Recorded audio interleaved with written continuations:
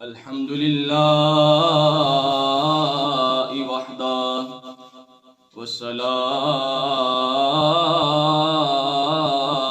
والسلام على سيد الأنبياء والمرسلين وعلى آله وأصحابه أجمعين. أما بعد فأعوذ بالله من الشيطان الرجيم. بسم الله الرحمن الرحيم. إني وجهت وجهي للذي فطر السماوات والأرض حنيفا.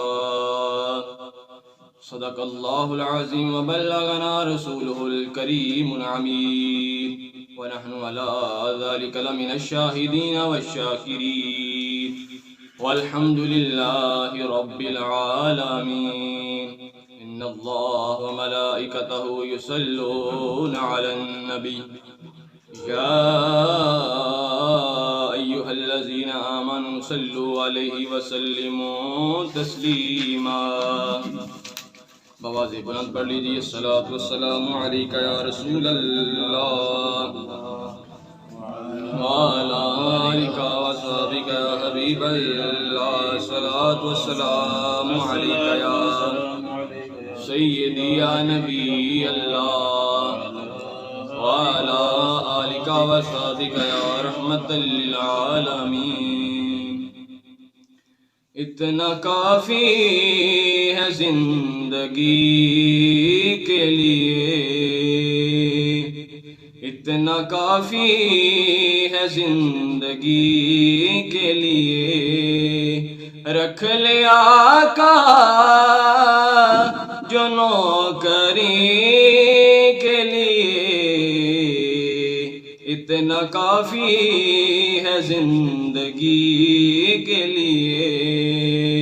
رکھ لے آقا جو نوکری کے لیے. اتنا کافی ہے زندگی کے لیے. تک کے ان کو ایوب کے گھر میں، تک کے ان کو ایوب کے گھر میں. محل تر سے ہیں جو پڑی کے لیے، محل تر سے ہیں جو پڑی کے لیے.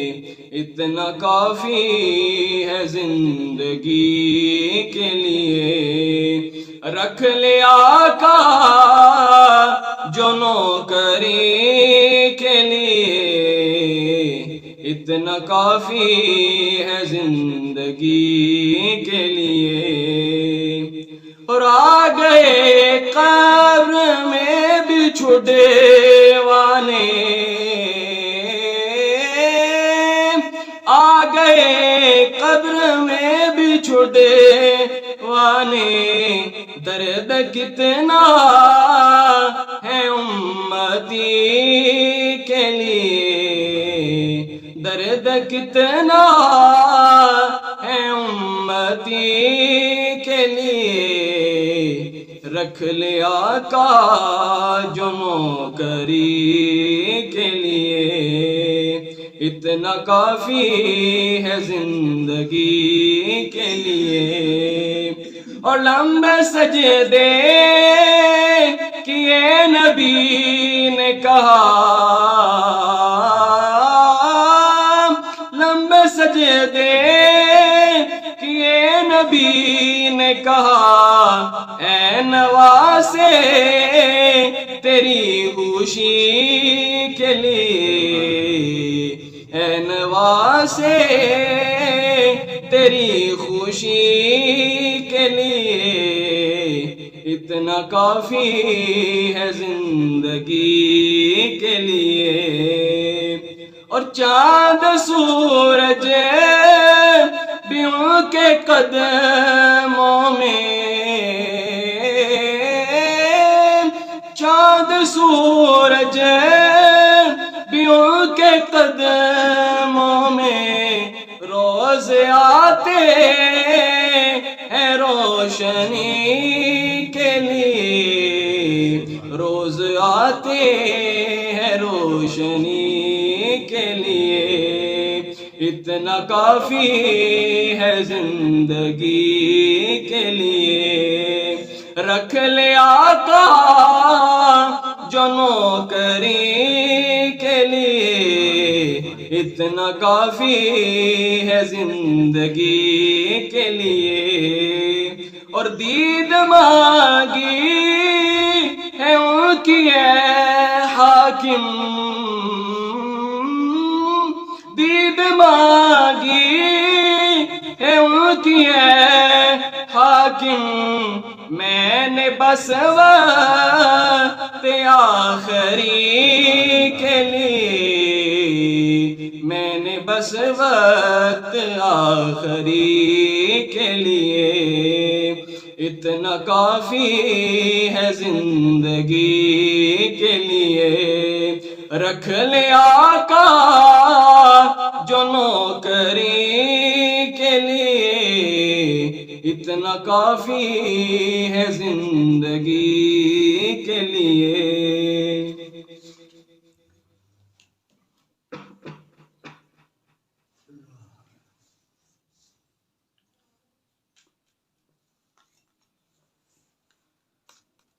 اللہ تعالیٰ کی حمد و ثنا کے بعد آقا انعامدار مدنی تاجدار احمد مجتبیٰ جناب محمد مصطفیٰ علیہ السلام کی بارگاہ پہ قسمنا کے اندر ہدیہ درود و سلام کا نذرانہ کی درکش کرنے کے بعد برادران اسلام، برادران طریقت، اللہ پاک کا شکر ہے کہ جس مالک یوم الدین نے مجھے اور آپ کو اپنے گھر میں حاضر ہونے کی توفیق عطا فرمائی۔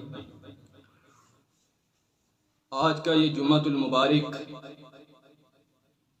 جلیل القدر پیغمبر سیدنا ابراہیم خلیل اللہ رضی اللہ تعالیٰ عنہ کے حوالے سے انعقاد پذیر ہے۔ ان کی سیرت کے حوالے سے کچھ واقعات آپ کی سامنے بیان کرنے کا شرف حاصل کروں گا۔ حضرت ابراہیم خلیل اللہ ایک ایسے دور میں پیدا ہوئے جس میں نمرود کا دور تھا، مشرکانہ دور تھا، کہ نمرود اپنی خدائی کا دعویٰ کرتا تھا اور کہتا تھا کہ میں خدا ہوں، میں خدا ہوں، میرے سوا کوئی خدا نہیں ہے۔ اس مذہب میں آپ جلوہ گر ہوئے۔ حضرت ابراہیم خلیل اللہ کو اللہ کریم نے ذہین پیدا فرمایا۔ آپ بہت ذہین تھے۔ آپ کے چچا جان آزر جو بت پرست تھے، ان کا ذریعہ معاش یہی تھا کہ بتوں کو فروخت کرنا، بتوں کو بازاروں میں لے جانا، اس کو فروخت کر دینا، اس کو بیچ دینا، پھر روزی کمانا۔ تو حضرت ابراہیم خلیل اللہ کو بھی یہی کہا، بیٹا یہ بت لے جاؤ اور اس کو بازار میں فروخت کر دو، اس سے جو مال ملے گا ہمیں اس سے رزق حاصل کریں گے، اناج حاصل کریں گے۔ ابراہیم خلیل اللہ آپ تو پیغمبر ہیں نا، آپ تو حکمت جانتے ہیں، جو پیغمبر ہوتے ہیں وہ ساری حکمت جانتے ہیں۔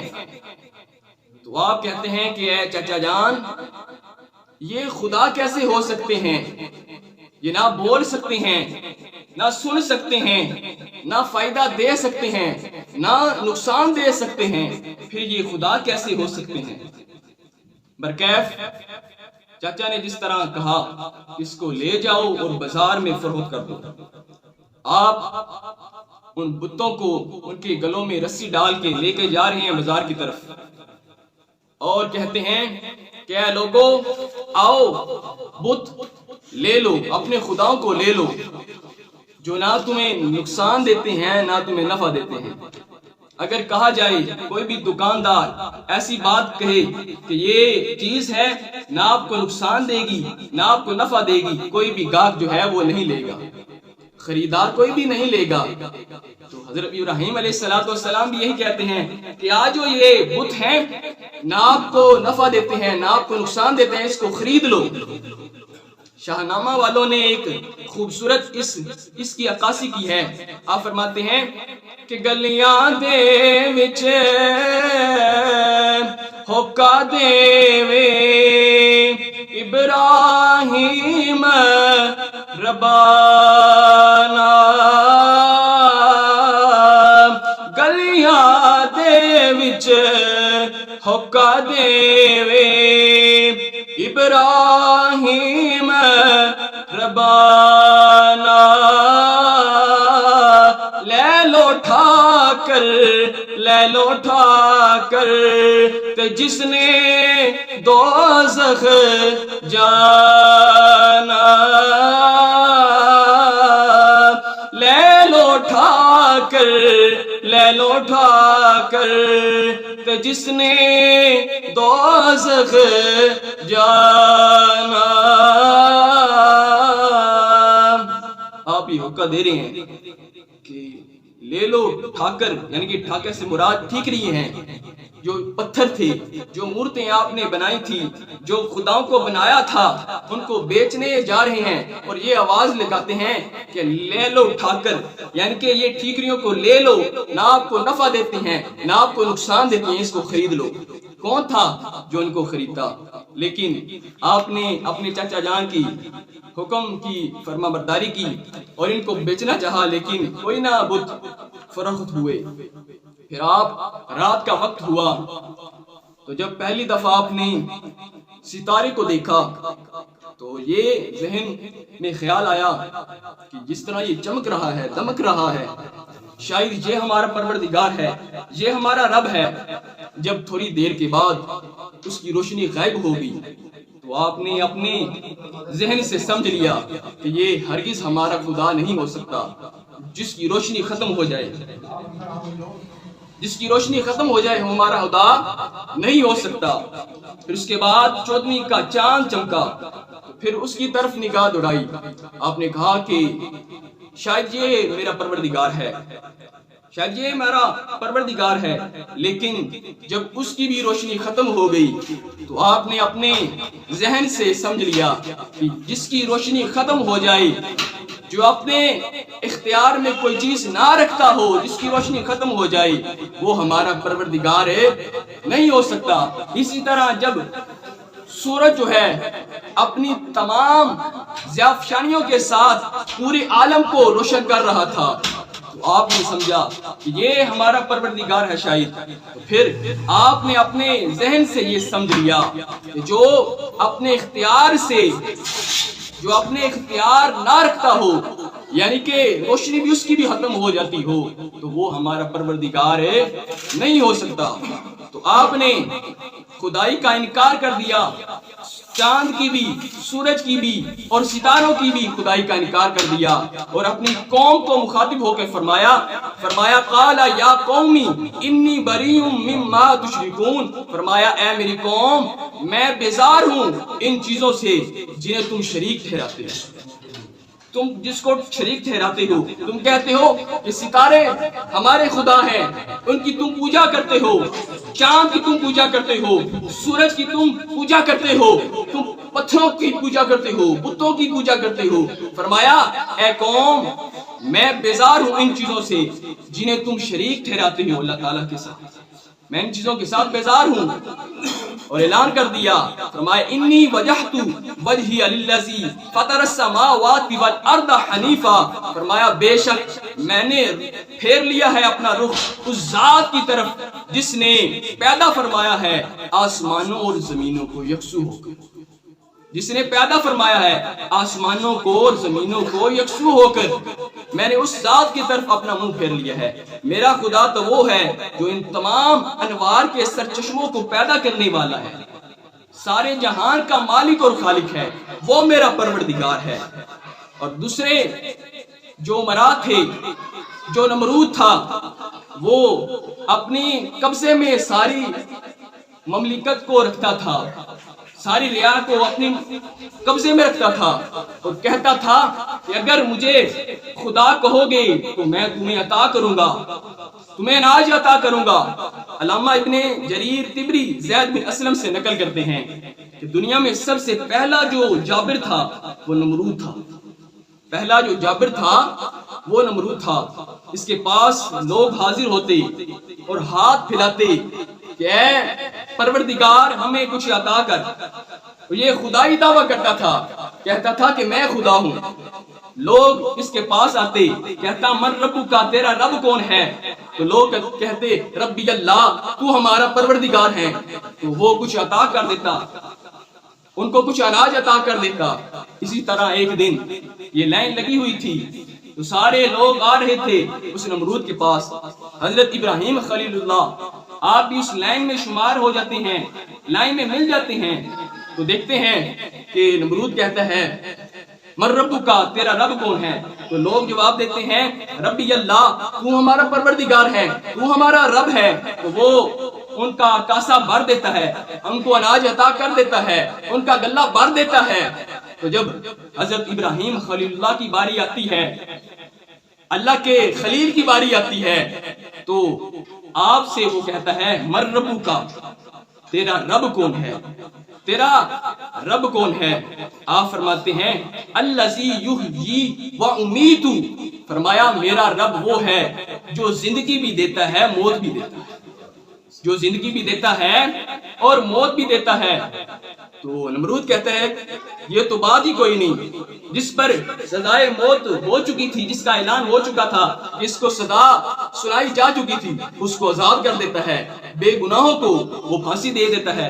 وہ کہتا ہے کہ دیکھو میں نے بھی ایسا کر دیا کہ جس کو میں چاہوں زندہ رکھوں، جس کو میں چاہوں مار دوں، یہ بھی میری قدرت ہے۔ تو ابراہیم خلیل اللہ آپ نے دوسرا جواب ارشاد فرمایا، فرمایا کہ فَإِنَّ اللَّهَ يَأْتِي بِالشَّمْسِ مِنَ الْمَشْرِقِ فَأْتِ بِهَا مِنَ الْمَغْرِبِ، فرمایا میرا رب تو وہ ہے، میرا رب تو وہ ہے جو مشرق سے سورج کو طلوع کرتا ہے، مشرق سے سورج کو طلوع کرتا ہے۔ اگر تو رب ہونے کا دعویٰ کرتا ہے تو مغرب سے سورج کو طلوع کر، مغرب سے سورج کو طلوع کر۔ ادھر معجزات مصطفیٰ بھی آپ کے سامنے رکھتا ہوں۔ جب حضرت محمد مصطفیٰ صلی اللہ علیہ وسلم گود میں حضرت علی رضی اللہ تعالیٰ عنہ کا، ان کے گود میں سر ہوتا ہے، حضور اکرم صلی اللہ علیہ وسلم آرام فرما رہے ہوتے ہیں، حضرت علی رضی اللہ تعالیٰ عنہ رو رہے ہیں، عصر کی نماز قضا ہو رہی ہے، سورج غروب ہو رہا ہے، تو وہ آنسو ٹپکتے ہیں، حضور اکرم صلی اللہ علیہ وسلم کے وضحا والے چہرے پہ پڑتے ہیں۔ حضور اکرم صلی اللہ علیہ وسلم جاگ جاتے ہیں، کہتے ہیں اے علی کیا بات ہے، کیوں رو رہا ہے، کیوں پریشان ہے؟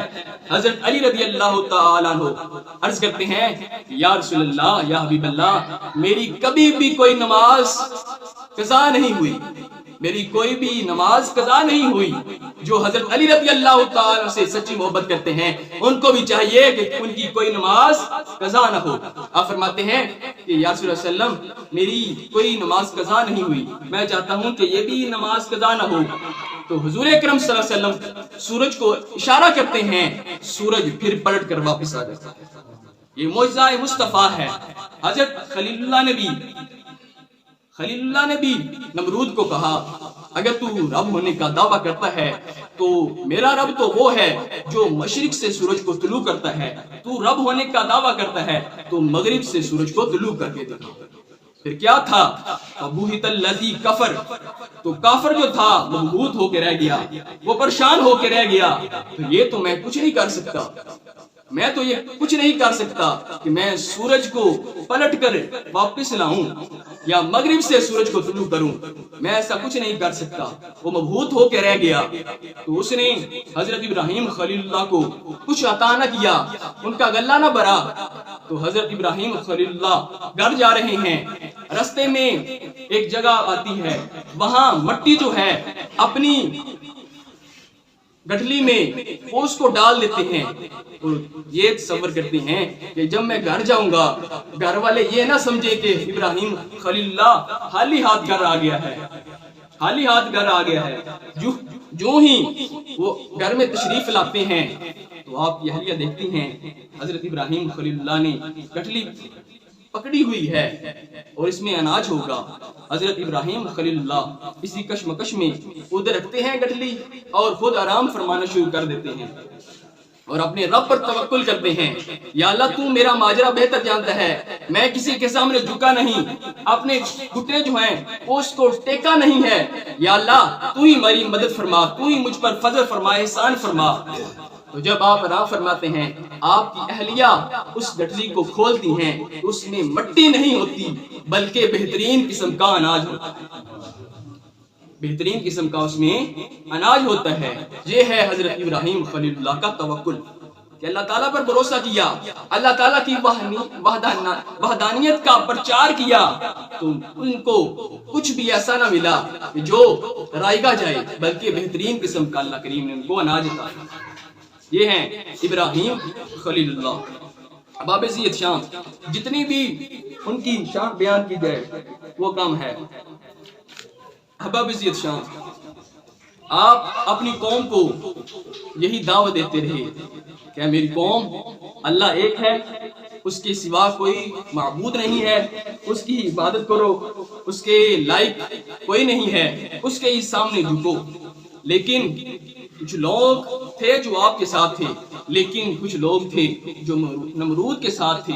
نمرود ان کو کچھ عطا کرتا تھا, اس کے ساتھ ہی چلتے تھے. ایک دن ساری قوم جو تھی نمرود کی, نمرود بھی تھا, وہ سارے ایک جگہ پہ چلے جاتے ہیں, کھلے میدان میں چلے جاتے ہیں. ان کا جشن کا دن ہوتا ہے تو ایک میدان میں چلے جاتے ہیں اور خوشیاں منانے کے لیے چلے جاتے ہیں. تو حضرت ابراہیم خلیل اللہ موقع پا کے اللہ تعالیٰ کے حکم سے اس صنم خانے میں چلے جاتے ہیں, ان بتوں کے پاس چلے جاتے ہیں. تو بتوں کے پاس جا کے کلہاڑا لے کے کسی کا سر کاٹ دیتے ہیں, کسی کا بازو کاٹ دیتے ہیں, کسی کا پاؤں کاٹ دیتے ہیں, کسی کا ناک کاٹ دیتے ہیں, سب کو فنا کر دیتے ہیں. اور جو سب سے بڑا بت ہوتا ہے اس کے کندھے پہ کلہاڑا رکھ دیتے ہیں, ساری مٹھائی کے تھال اس کے سامنے رکھ دیتے ہیں اور خود واپس آ جاتے ہیں. جب وہ ساری قوم اپنے جشن سے فارغ ہو جاتی ہے تو وہ اس جگہ پہ حاضر ہوتی ہے جہاں بت ہوتے ہیں. دیکھتے ہیں کہ ہمارے بتوں کے ساتھ کس نے کیا ہے ایسا, ہمارے بتوں کو گرا دیا ہے, ہمارے خداؤں کو گرا دیا ہے.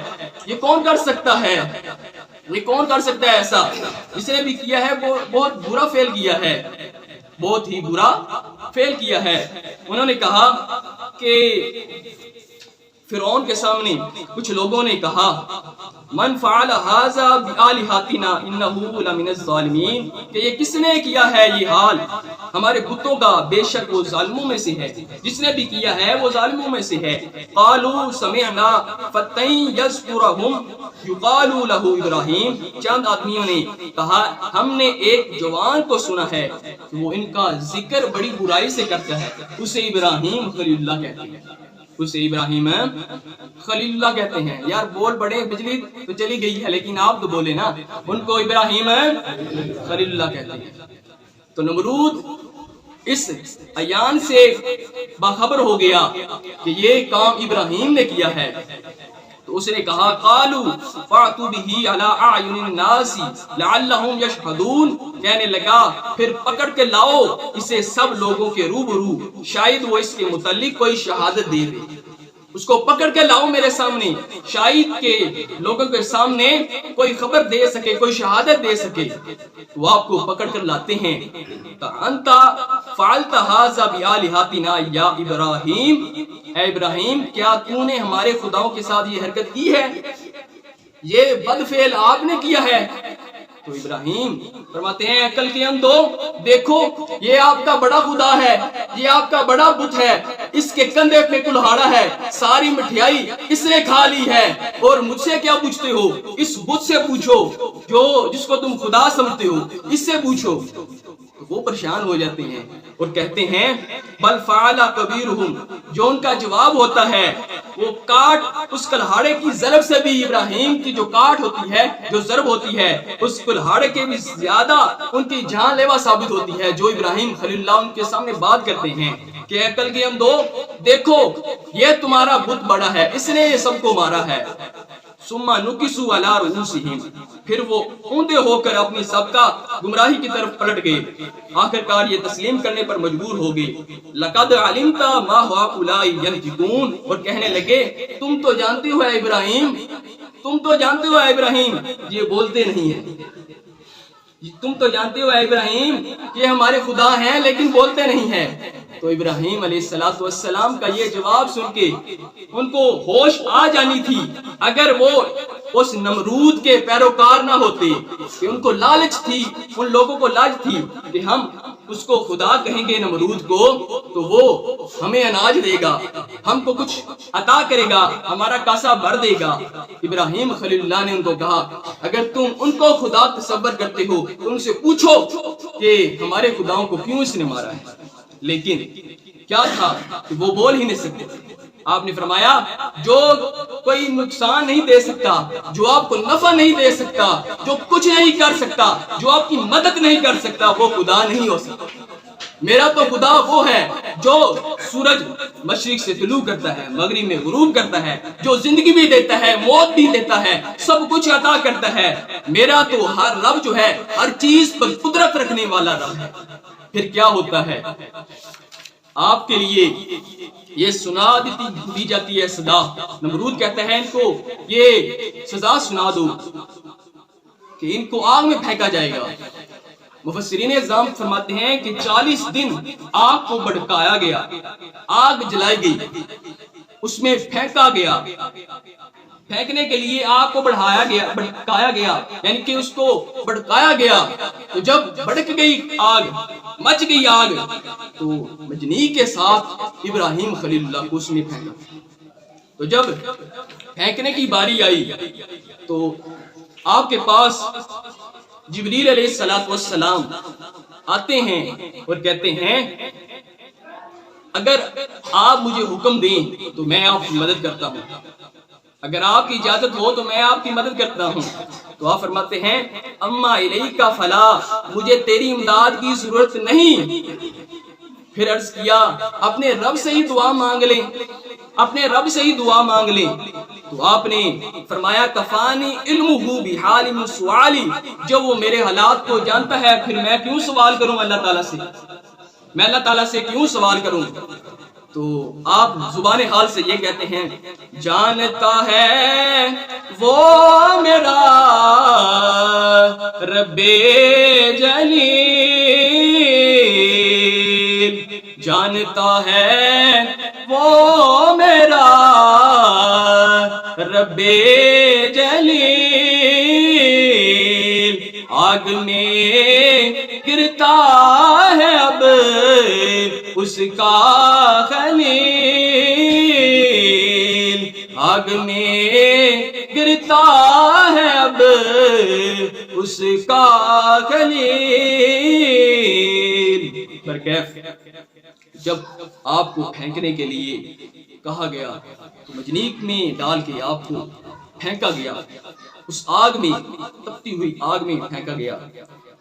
تو علامہ فرماتے ہیں اس شعر میں آپ نے ترجمانی فرما دی کہ آپ کو کوئی خوف نہ تھا، آپ کو کوئی خوف نہ لگا۔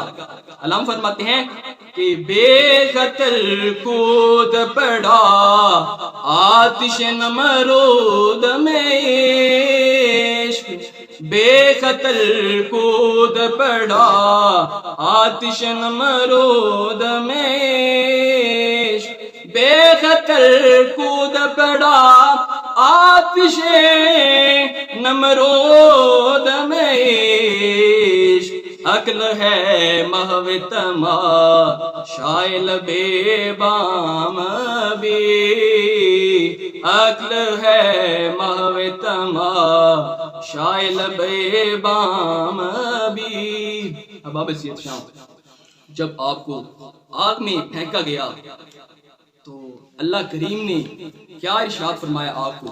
اللہ کریم نے ارشاد فرما دیا آپ کو، فرمایا قلنا یا نار کونی بردا وسلاما علی ابراہیم، فرمایا اے آگ میرے خلیل پر ٹھنڈی ہو جا اور سلامتی والی ہو جا، سلامتی والی ہو جا، یعنی کہ آگ میرے خلیل پر ٹھنڈی اتنی نہ ہو جانا کہ میرے خلیل کو سردی لگنے لگ جائے، بلکہ اتنی گرم بھی نہ ہو جانا کہ میرے خلیل کو گرمی لگنے لگ جائے، بلکہ ان کے لیے سلامتی والی ہو جا، ان کے لیے گلزار بن جا۔ پھر آپ کے لیے آگ گلزار بن جاتی ہے۔ اب باب سید شاہ اسی سے ہی اگلا جمعہ جو ہے اس کا ابتدا کریں گے۔ اللہ تعالیٰ کی بارگاہ میں دعا ہے، التجا ہے کہ مالک یوم الدین جس طرح حضرت ابراہیم خلیل اللہ نے توحید کا پرچار کیا، اللہ تعالیٰ کی وحدانیت کا پرچار کیا، اسی نمرود کے سامنے نہیں جھکے۔ اللہ تعالیٰ سے دعا ہے کہ ہم سب کو بھی اللہ تعالیٰ کو ماننے اور اس کے محبوب کو سچے دل سے تسلیم کرنے کی توفیق عطا فرمائے۔ وما علینا الا البلاغ۔